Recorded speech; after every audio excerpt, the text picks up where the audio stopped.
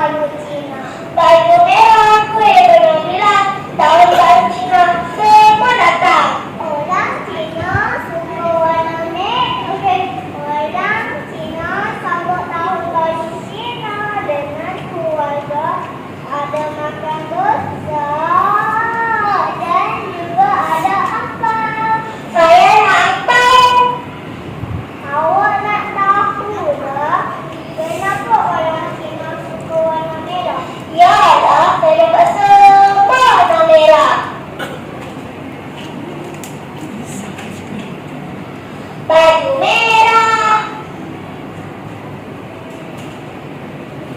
Apa merah?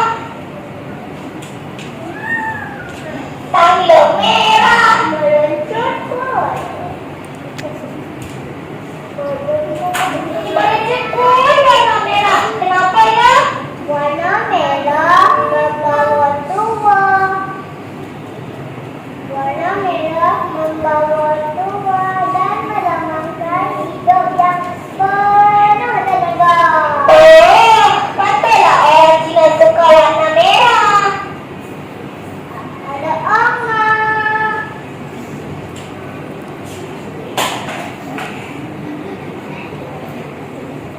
Betul, betul, betul.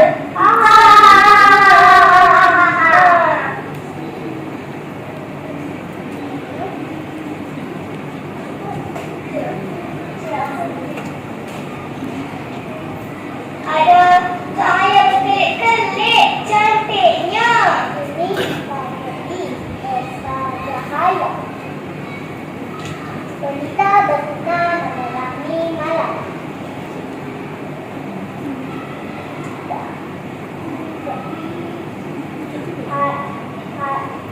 Pembeli tiba, mari bersama-sama. Kenapa saya lihat banyak tikar? Di sana ada, di situ pun ada. Menurut kaum India, saya melambangkan kebaikan dan kebijaksanaan. Oh, patutlah banyak cahaya. Ada